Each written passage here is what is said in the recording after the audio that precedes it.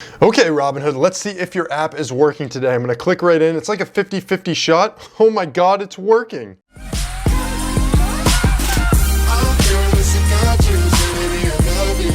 So I really can't tell you what's been going on with the Robinhood app lately. This is just outrageous. It all started when the Robinhood app was down for an entire day, and then the very next day it was down for all of the morning. I mean, that is just unheard of when it comes to brokerages. Being down, being unoperational, Robinhood has really been dropping the ball with their platform lately. And since then, it's been having a ton of bugs happening with it where it's crashing and it's not being operational. So what we're seeing is basically the Robinhood Twitter account, because they don't really have an effective way to communicate with customers. They're just tweeting out what's been going on with the brokerage when it's not operational. They also have a website that you can go to, that's status.robinhood.com. So if you go check that out, right now it says everything's operational, but honestly, like, it's a 50-50 shot. You never really know what's gonna happen. But it's gotten so bad that everybody is extremely verbal about their dissatisfaction with the Robinhood company. And you can see that all over Twitter, basically all over my comment sections in some of the videos as well.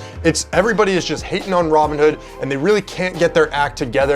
And honestly, I'm starting to change my mind about how I feel about this whole situation. At first, I was taking a step back and I was like, all right, I'm lucky. I'm a long-term investor. None of this really had many major implications on me. But if you look at the days that the Robinhood app has not been functioning, it's been the two most important days. So today, for example, I'm recording this on Monday. The Dow actually dropped over 2,000 points, the biggest drop since 2008. So those investors really need to have access to their funds. They really need to be able to buy. They need to be able to sell. This is just huge timing for the market. For investors, you get a great opportunity to buy into some of these stocks, and then those who thought there was going to be a bull market might have been betting that the market was going to go up. Obviously, you don't want to just gamble away your money when you're talking about investing in stocks, but I do feel bad for any investor who is more short-term oriented, because it definitely hurts you not being able to access a platform. People out there investing are losing tens, maybe hundreds of thousands of dollars because Robinhood's platform is not functioning properly. Now, that is not okay no matter how you look at it. And I feel like I've kept a pretty level head about this whole situation, haven't really done anything too drastic, but after seeing all these struggles, I'm actually just concerned about my money, leaving it in the Robinhood platform. I know it is insured there, but all of these issues are really bad indicators. I don't think Robinhood will necessarily go out of business, but I'm just thinking long term, if I'm looking for a viable solution to my investing needs, it might not lie with Robinhood anymore. So I went ahead and I asked you guys in one of my previous videos, what investment platform would you like to see here on this channel? Because I was just a little bit weary of Robinhood, and seeing how things are going, I'm not fully convinced that Robinhood is going to be the best app for me moving forward. And it really sucks because I pretty much built up this YouTube channel around the Robinhood app, so it's hard for me to completely shift away from it, but I'm starting to look into other brokerages. A lot of you came back on that video and you were talking about applications like M1 Finance and Webull. So what I actually did today was opened up accounts on the M1 Finance app and on Webull as well. So I'm gonna be checking those out and figuring out exactly what I wanna do in terms of my portfolio moving forward. Now, let me know what you guys think about all this. Do you think it's okay for me to switch platforms? I know I built up an audience around here, but I wanna know firsthand from you guys, what do you think? What would you like to see me invest using? Just basing it off of what I've seen so far on the applications, I haven't put any money into either one of them, but it looks like M1 Finance is pretty cool. You can create different pies or portfolio allocations however you want. And the cool thing about it is, as you create these pies, you can say, oh, I want 20% technology. You can pick technology stocks that go into the portfolio. And then anytime you invest money, let's say you put in $100, $20 would be invested into the technology realm, into those companies that you have broken down within the pie. So it's super customizable and really cool and easy to use. And it's very hands-off investing, so it's even better for someone like me. So whether or not you choose to invest using Robinhood or not, there is going to be a class action lawsuit that's filed against them. So that's one thing to consider. Another thing to consider is the SEC will be looking into Robinhood, and you definitely don't want that to happen. The SEC is nobody to joke around about, nobody to joke with. They will be very strict, and they're gonna go into every little detail of Robinhood to make sure that everything lines up right. So because the SEC is looking into them, and they are no joking matter, it looks like you're gonna be questioning whether or not it is worth it to keep your money in Robinhood. It is a very important decision decision that a lot of different investors need to make. So here is what I have for you. So let's look at the pros for Robinhood. Well, not necessarily the pros for Robinhood, but the pros for the investors using Robinhood. So Robinhood has actually been investigated by the SEC before. They've been fined by FINRA about $1.25 million. So all of the application, all of the investing platform has been looked at pretty closely before. So it leads me to believe that Robinhood really isn't doing anything to mislead or misguide their users. They're just having some really bad luck. So it's no doubt that Robinhood is a brokerage that really captures the youth, it captures the young investors, the new beginning investors. They've done a really great job at this, and they've done a great job establishing their user base for their platform. But where maybe they're going wrong is their own naivety towards being a brokerage. Maybe they don't understand the full magnitude, the rules, the regulations, because there is a lot that goes into being a brokerage, and I think they're just getting caught up with everything that's going on. What Robinhood has been doing though is working with a third party to ensure that they stay within the rules, the regulations, and everything for the guidelines of brokerages.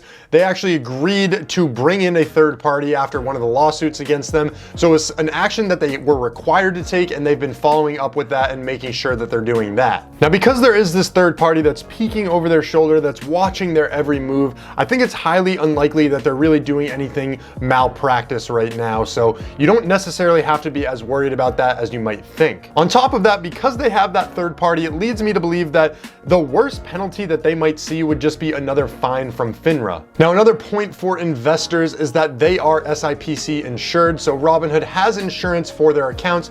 And what this insurance is $500,000 of any stocks you're guaranteed to get back, and then $250,000 worth of cash. Now, what that means is if Robinhood does go out of business and you didn't have more than $500,000 invested in the stock market using Robinhood, which if you're investing more than $500,000, you probably should be using a different brokerage. And then also if you have more than $250,000 cash, which if you have more than $250,000 cash in Robinhood, you probably should be putting that in a high interest savings account instead.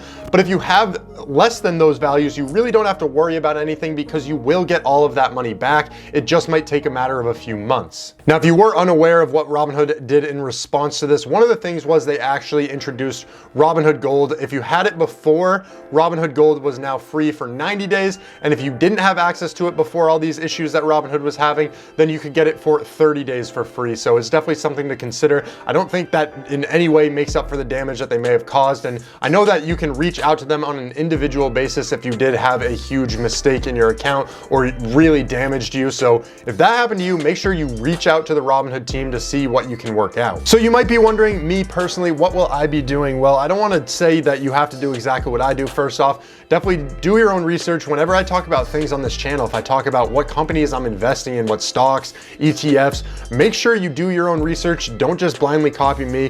When it comes to the brokerages that I will be using, like I said, I did open up an M1 Finance and I did open up a Webull account. I'm going to start slowly funding those accounts. I don't know, maybe $50 here and there, but I'm still going to continue on Robinhood for a little bit. I don't know if I'll add money. I'm just going to let my money sit in the Robinhood app and just see what happens. I might have to do some reallocating of my portfolio in there based on how the market goes. But for now, everything's looking okay. I'm still outperforming the market, and that's the goal right now. But what I'm looking to do moving forward, no matter what, is just start building up my cash reserve. You know, obviously the market is pretty crazy right now, but the reason why I want to build up my cash reserve is I want to start being a real estate investor as well. I want to invest in a duplex. That way I can rent out the other side. Right now, there are some really, really great duplexes on the market in my area. I wish I could take advantage of it. I just don't have the cash value saved up. But I think in about 6 months from now, if I do everything right, I stick to my budget, and I'm just really kind of watching everything that I'm spending, then I'm gonna get there and I'll be able to buy a duplex after about 6 months. And I'd love on this channel to be able to talk about real estate investing a little bit. I'd love to talk about my process and how it all works out. So that would be something that's really interesting in the future. So if you want to see that, make sure that you subscribe to the channel so you can be alerted when those types of videos come out. I know that's further in the future, but that is my main goal right now, and it's going to take a lot of work. My question for you, what brokerages will you be using moving forward? Are you going to keep your Robinhood account? I know I've talked to a few of you on Twitter, a few of you on Instagram. If you haven't followed me there, make sure you do so. But I talked to you guys there, and a lot of you were saying that you're going to switch. I actually talked to about 3 different people people on Twitter that said that they were going to switch, and then 2 on Instagram, but there were a few that said that they're going to be remaining with the platform. So just let me know what you're thinking about moving forward. And anyways, guys, that is all I have for you in the video today. I hope you enjoyed it. If you did enjoy this video, you took any value out of it, make sure you smash that like button. It just helps with that YouTube algorithm. It really does, gets me out there. Please smash that like button if you can. It would mean the world to me. And also subscribe to the channel if you have not. Tons of investing content you're definitely not going to want to miss. Anyways, guys, have a great day. Until next time, see you later.